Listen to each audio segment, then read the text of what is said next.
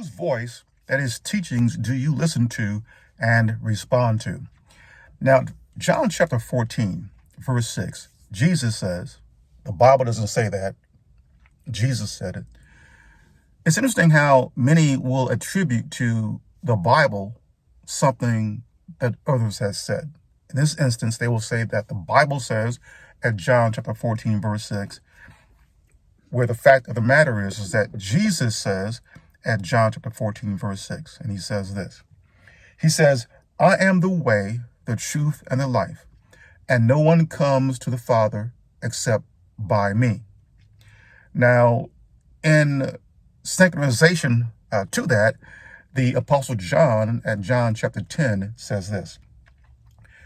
Verily, truly, I tell you, Pharisees, anyone who does not enter the sheep pen by the gate, Jesus is the gate. Remember now, Jesus says that no one comes to the Father except by him. So again, let me repeat that. Verily, truly, I tell you, Pharisees, anyone who does not enter the sheep pen by the gate, but climbs in by some other way, is a thief and a robber. And there are many thieves and robbers today who teach that there are other ways to the Father, that there are other paths, there are other roads to the Father, as if to say that they are the way, the truth, and the life.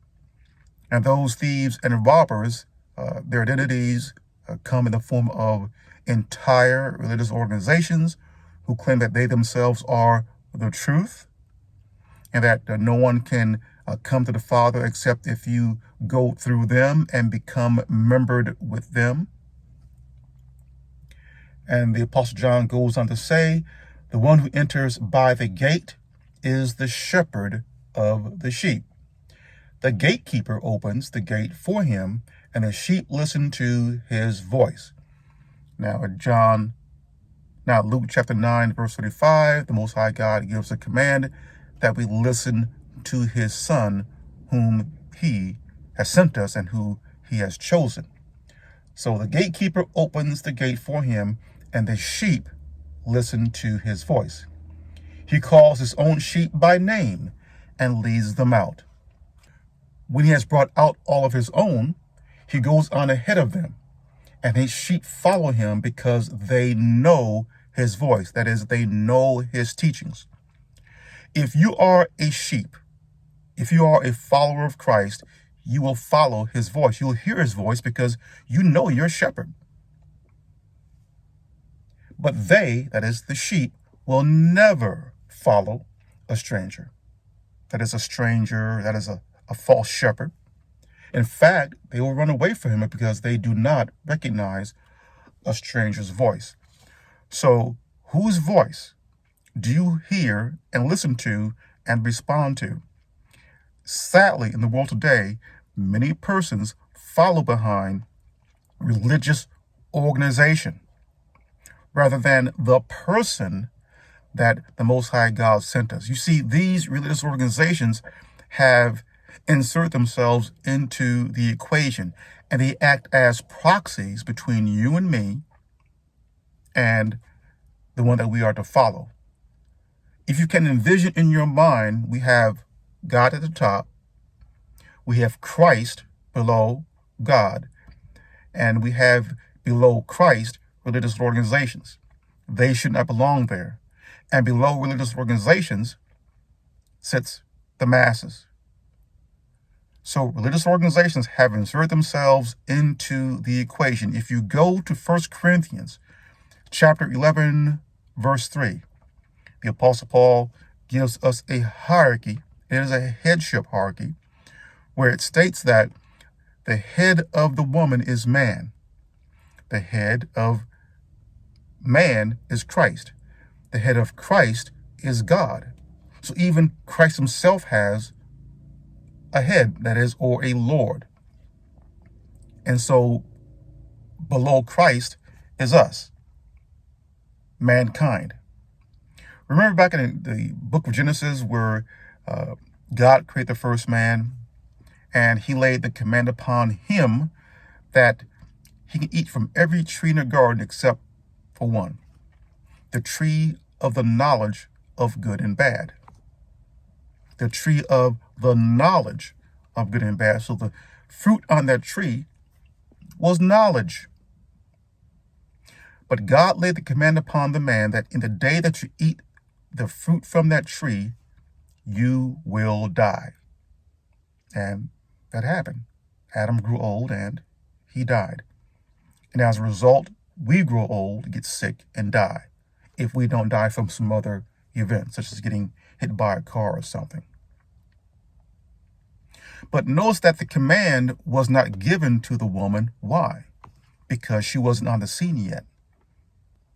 So did God lay the command upon the woman? No. It was Adam's responsibility as her head to translate what he told him to his wife. So it is obvious that Adam told his wife what the command was concerning that tree of the knowledge of good and bad. And we know that because when the woman was having a conversation with the serpent in the garden, she repeated it to the serpent. So that ties into that headship hierarchy that we read about at 1 Corinthians chapter 11, verse 3. That the head of the woman is the man. The head of man is Christ. The head of Christ is God. We don't see Christ trying to usurp his father's position and making himself head. No. Christ respects that headship, that he has one above him. And Jesus did say that the Father is greater than I am. But what we see in the world today is that there are religious organizations who have inserted themselves into that equation or into that hierarchy, and they've placed themselves in between you and I and the one that we are to follow and listen to, that is Christ himself. And they are preventing many from coming to God. And what they're saying, that is, what these religious organizations are essentially saying, is that they are the way, the truth, and the life. And no one comes to the Father unless they go through them. This is a big problem. So as an individual, for those of you listening to me, you must take courage, because it takes courage in this world to do what is right and to be in alignment with God's righteousness and to do his will. His command to us is that we listen to his Son. It is Christ alone who is our head, who is our leader, who is our shepherd. Not religious organization by any name. Yet many people enter into these religious organizations, and once you're in there, they take tight hold of you and make it very difficult for you to get out. That is, up here. They throw all types of teachings at you that they themselves have made up, because most of those teachings you can verify Christ never spoke of those things. Namely, this teaching of hellfire, or the rapture, the Trinity, the 1914 teaching that issues forth out of the Watchtower Bible and Tract Society. And there are many, many teachings that Jesus never taught. Those are the voices of strangers. Those are strange teachings. So we are not to follow those voices. In fact, we are, as it says here by the Apostle John, that these sheep, they will never follow a stranger.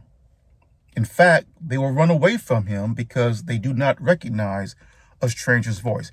If you know Christ's teachings, you will know them, and you will recognize a teaching or a voice that is not from him. So that's all I have to say in this segment. Stay tuned for more. This is R. Jerome Harris. Thank you for listening.